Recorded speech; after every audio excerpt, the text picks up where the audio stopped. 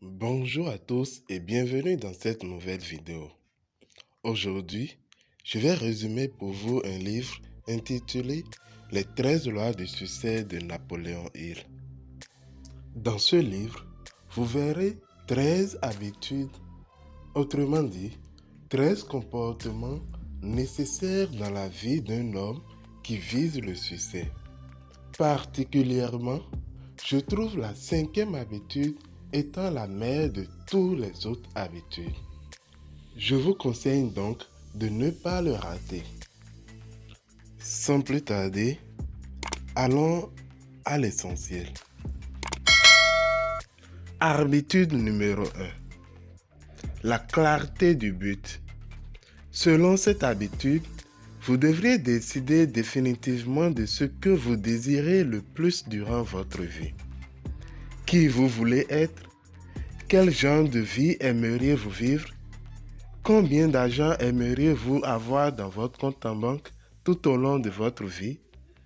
Votre position sociale le plus désirée. Puisque votre succès est la réalisation de vos désirs et vous ne pouvez pas les atteindre s'ils ne sont pas clairement définis. Voici pour vous 5 étapes à suivre afin de définir un but clair et précis. 1. Croyez en votre vie de rêve. La croyance est la clé maîtresse pour atteindre tout objectif dans la vie. 2. Acceptez la réalité de cette vie. Sachez que vous n'obtiendrez jamais ce que vous reniez. 3. Procurez-vous un carnet de notes et sur la première page, écrivez une description précise de vos plus grands désirs dans la vie. Les conditions, le métier ou les choses que vous considérez comme étant le succès. 4. Sur la deuxième page du carnet, écrivez ce que vous comptez donner en retour de ce que vous attendez de la vie et exigez pourquoi vous êtes prêt à faire cela. 5. Mémorisez ces 2 phrases et répétez-les-vous au moins 12 fois par jour. Quels sont vos désirs et qu'est-ce que vous êtes prêt à faire pour les obtenir? Faites cela en exprimant de la gratitude envers le Créateur votre Dieu. Habitude numéro 2. Le cerveau collectif. Cela consiste en ce que 2 ou plusieurs personnes travaillent en de parfaite harmonie pour atteindre un but précis. C'est le principe par lequel vous pouvez utiliser l'éducation, l'expérience, l'influence et même le capital d'autres personnes dans la réalisation de vos propres projets dans la vie. C'est le principe par lequel vous pouvez accomplir en un an ce que vous ne pouvez accomplir toute votre vie si vous ne dépendez que de vos propres efforts pour réussir. Quand vous formez une véritable alliance de cerveau collectif avec les autres et travaillez avec eux dans un esprit de parfaite harmonie, vous pouvez faire appel librement aux forces spirituelles qui sont en vous dans la réalisation de vos plans et désirs. Si vous travaillez pour un salaire, vous avez l'opportunité de vous promouvoir pour des revenus plus élevés et un poste à plus de responsabilités en formant un cerveau collectif avec vos collègues et vos managers. Sachez que où vous êtes et ce que vous êtes est dû à votre état d'esprit et l'habitude que vous avez avec les autres. Habitude numéro 3. L'habitude de faire un effort supplémentaire. Cela signifie l'habitude d'offrir un meilleur service en termes de qualité, de quantité, que l'on s'attendait à ce que l'on rendait le fait avec une attitude positive. La qualité plus la quantité plus l'aptitude de vos services détermine le marché que vous occupez dans votre profession et la compensation que vous recevez de vos services. Si vous examinez attentivement les personnes qui ont connu un succès écrasant, vous constaterez qu'elles ont suivi la formule de la qualité plus la quantité plus l'aptitude. Lorsque vous avez l'habitude de faire un effort supplémentaire, vous bénéficiez de l'attention favorable de ceux qui peuvent vous fournir l'occasion de vous promouvoir dans des meilleures conditions. Vous vous rendez indispensable dans votre profession ou l'occupation choisie.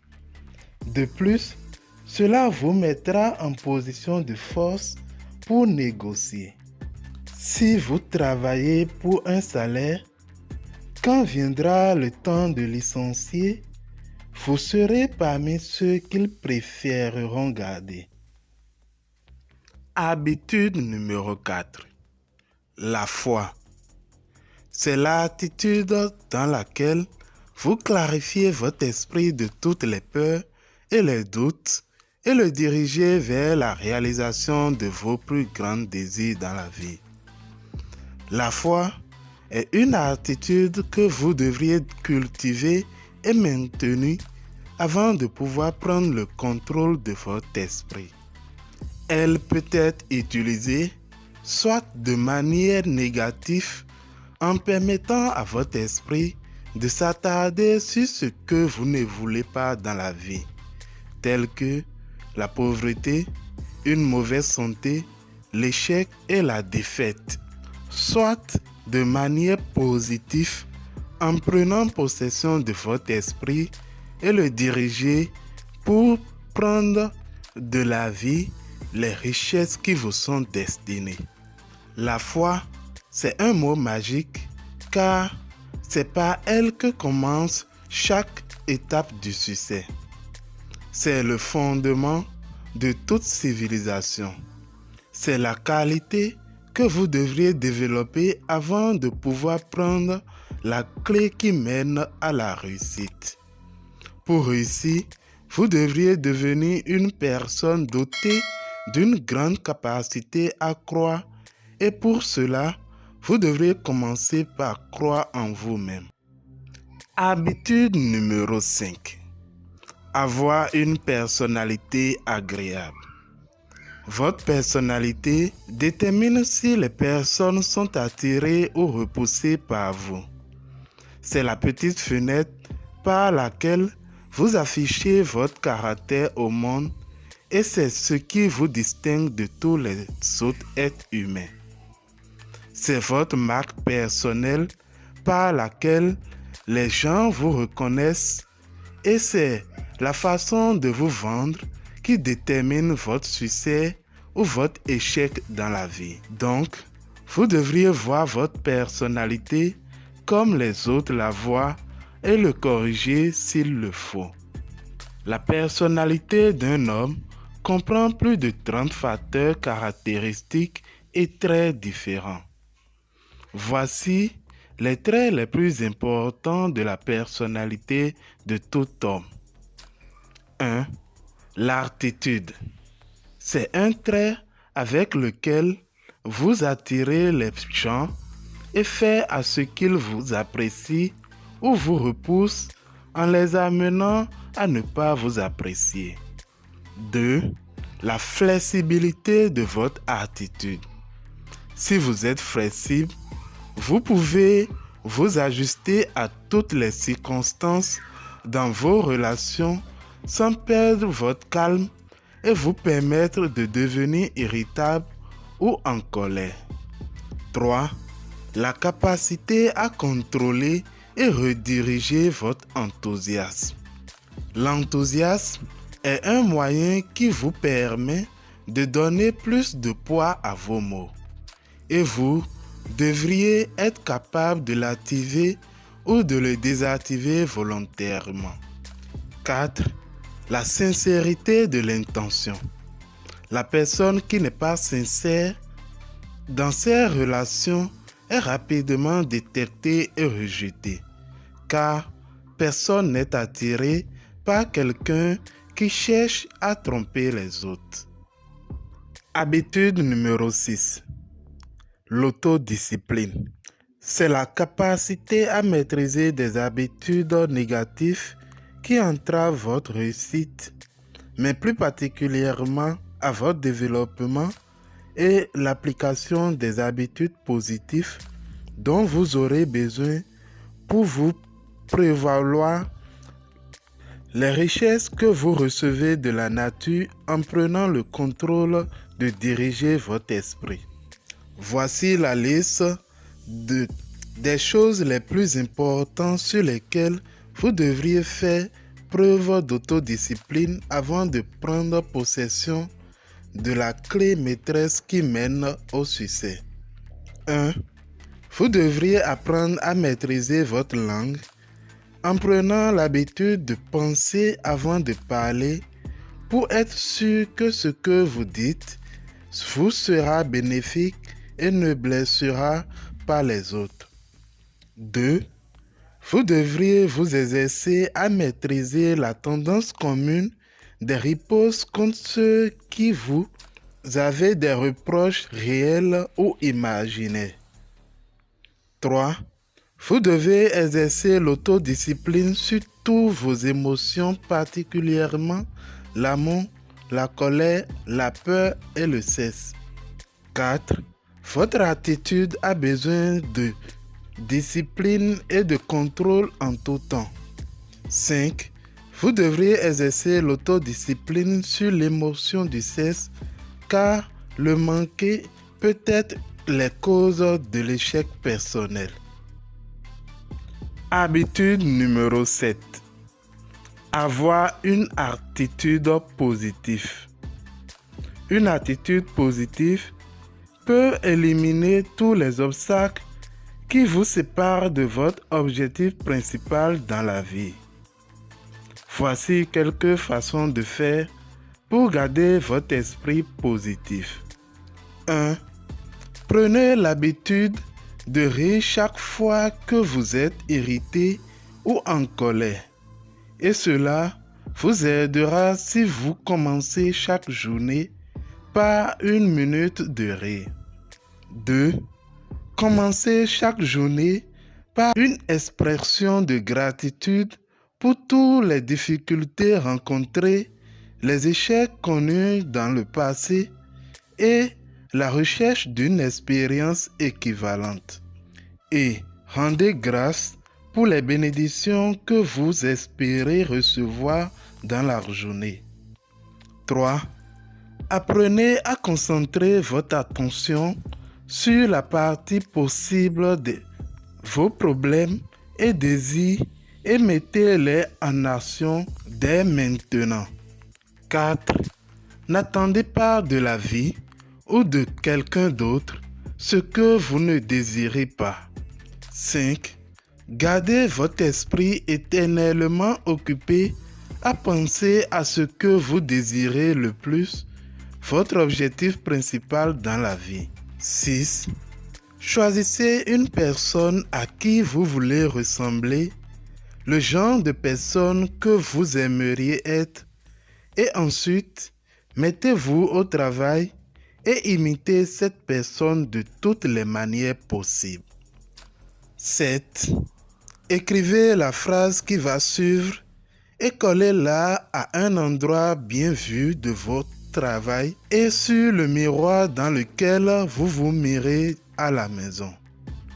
Quoique l'esprit peut concevoir et croire, l'esprit peut l'accomplir. Habitude numéro 8. L'enthousiasme. L'enthousiasme est l'un des moyens les plus puissants permettant de mettre en œuvre votre expérience et vos connaissances.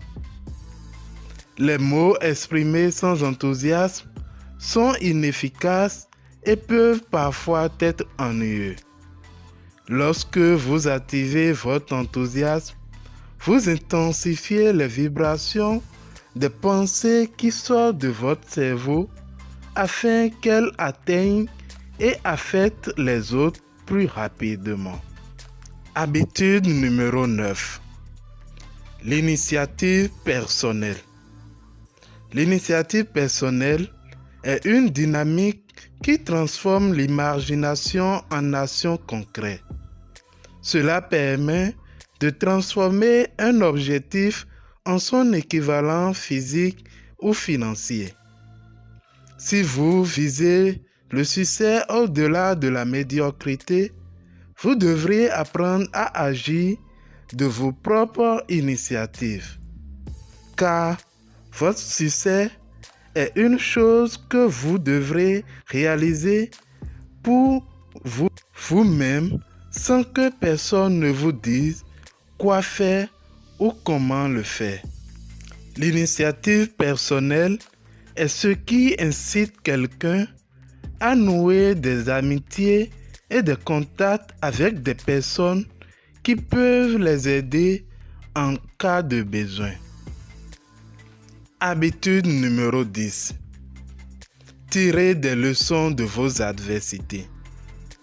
Le principe de tirer des leçons de l'adversité vous permet de transformer tous vos échecs et toutes vos erreurs passées en un atout qui vous aidera à atteindre un succès remarquable à l'avenir.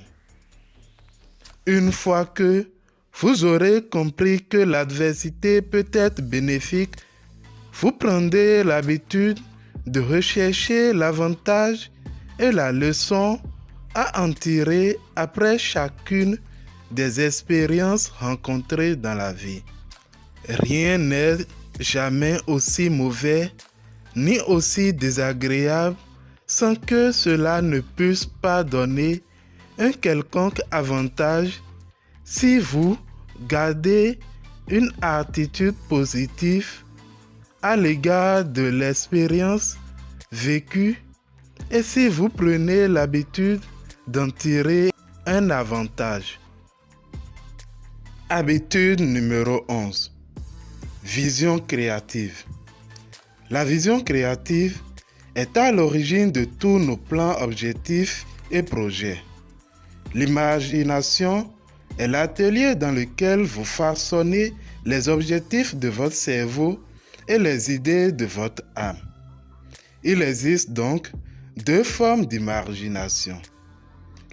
L'imagination synthétique qui consiste à organiser et à assembler des idées, des concepts ou des faits en de nouvelles combinaisons. Il est très rare que quelqu'un trouve une idée ou crée quelque chose d'absolument nouveau, puisque tout ce que l'homme sait faire n'est que la combinaison de quelque chose ayant déjà existé.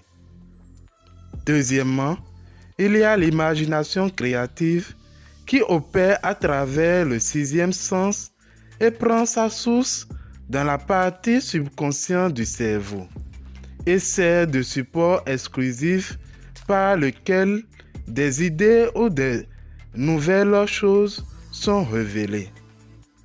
Habitude numéro 12. La pensée adéquate. La pensée adéquate repose sur deux principes fondamentaux, à savoir le raisonnement inductif et le raisonnement déductif. Le premier est utilisé lorsque les faits nécessaires pour fonder votre pensée ne sont pas disponibles.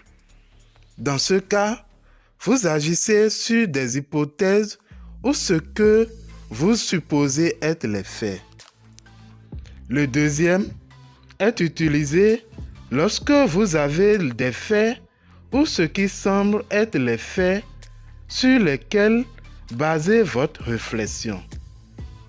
L'étape suivante consiste donc à distinguer les faits de la fiction et à déterminer s'il s'agit ou non des hypothèses ou des faits réels.